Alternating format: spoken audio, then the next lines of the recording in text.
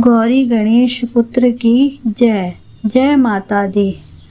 कीलक स्रोत का पाठ दुर्गा सप्तशती देवी महात्म्य के अंतर्गत किया जाता है।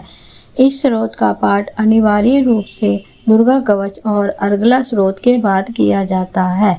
इस स्रोत के पहले मंत्र का 31 बार प्रतिदिन जप करने से मन में शांति प्राप्ति होती है। अथ कीलक स्रोतम विनियोग।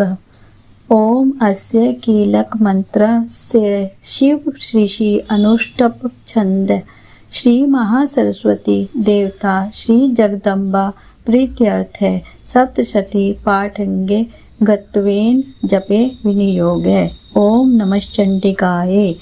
मार्कंडेय जी कहते हैं, विशुद्ध ज्ञान की ही जिनका शरीर है, तीनों द्वेद ही जिनके 3 नेत्र हैं, जो कल्याण प्राप्ति के हेतु तथा अपने मस्तक पर अर्धचंद्र धारण करते हैं, उन भगवान शिव को नमस्कार है। मंत्रों का जो अभिकीलक है, अर्थात मंत्रों की सिद्धि में विघ्न उपस्थित करने वाले शाप रूपी कीलक का निर्वाण करने वाला है, उस सप्तशती स्रोत को संपूर्ण रूप से जानना चाहिए और जानकर ही उसकी उपासना करनी चाहिए।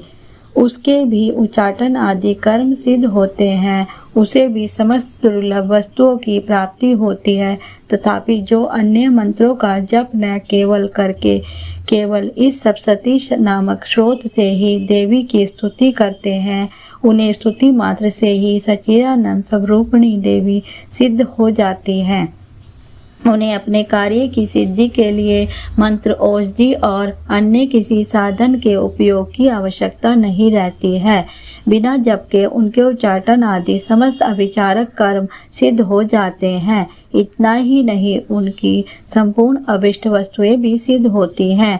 लोगों के मन में यह शंका थी कि जब केवल सप्तशती की उपासना से भी समान रूप से अथवा सप्तशती को छोड़कर अन्य मंत्रों की उपासना से भी समान रूप से सब कार्य सिद्ध होते हैं, अब इनमें श्रेष्ठ कौन सा साधन है?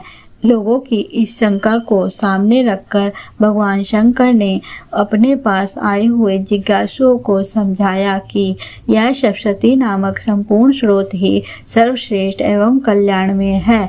तदनुसार भगवती चंडिका के सप्तशती नामक स्रोत को महादेव ने गुप्त कर दिया। सप्तशती के पाठ से जो पुण्य प्राप्त होता है, उसकी कभी समाप्ति नहीं होती है, किंतु अन्य मंत्रों के जप जन्य पुण्य की समाप्ति हो जाती है। अतः भगवान शिव ने इन अन्य मंत्रों की अपेक्षा जो सप्तशती की ही श्रेष्ठता का निर्माण करते हैं, उन्हें उसे जानना चाहिए। अन्य मंत्रों का जप करने वाले पुरुष भी यदि सप्तशती के स्रोत और जप का अनुष्ठान कर ले, तो वह भी पूर्ण रूप से ही कल्याण का भागी होता है। इसमें तनिक भी संदेह नहीं है। जो साधक कृष्ण पक्ष की चतुर्दशी अथवा अष्टमी को एकाग्रचित होकर भगवती की सेवा में अपना सर्वस्व समर्पित कर देता है और फिर उसे प्रसाद रूप में ग्रहण करता है, उसी पर भगवती प्रसन्न होती हैं, अन्यथा उनकी प्रसन्नता नहीं प्राप्त होती है। इस प्रकार सिद्धि के प्रतिबंधक रूप कील के द्वारा महादेव ने इस स्रोत को कीलित कर रखा है।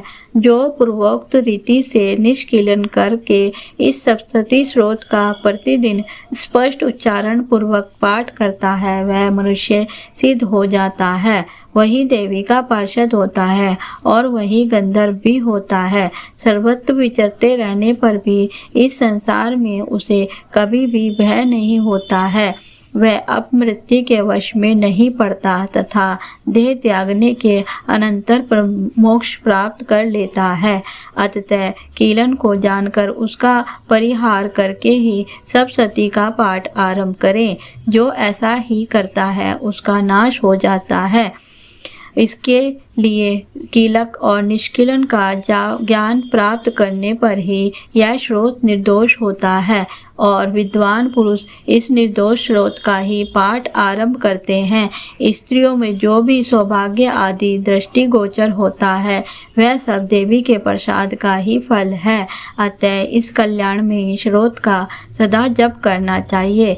इस स्रोत का मंद स्वर से पाठ करने पर सब अल्प फल की सिद्धि होती है। अतः उच्च स्वर से ही इसका पाठ आरंभ करना चाहिए। जिनके प्रसाद से ऐश्वर्य, सौभाग्य, आरोग्य, संपत्ति, शत्रुनाश तथा परम मोक्ष की सिद्धि होती है, उन कल्याणमयी जगदम्बा की स्तुति मनसा क्यों नहीं करते। इति श्री देव्याः कीलकम श्रोतम संपूर्णम। जय माता दी। भक्तगणों, आपको मेरी यह वीडियो कैसी लगी? अगर अच्छी लगे तो लाइक एंड सब्सक्राइब करें। कमेंट्स बॉक्स में जय माता दी लिखें और अन्य वीडियो को देखने के लिए वीडियो के डिस्क्रिप्शन में लिंक दिया गया है, वहां पर आप वीडियो को जाकर देख सकते हैं। अंत तक बने रहने के लिए आपका बहुत बहुत धन्यवाद। कोई त्रुटि होने पर भगवान मेरे को क्षमा करे।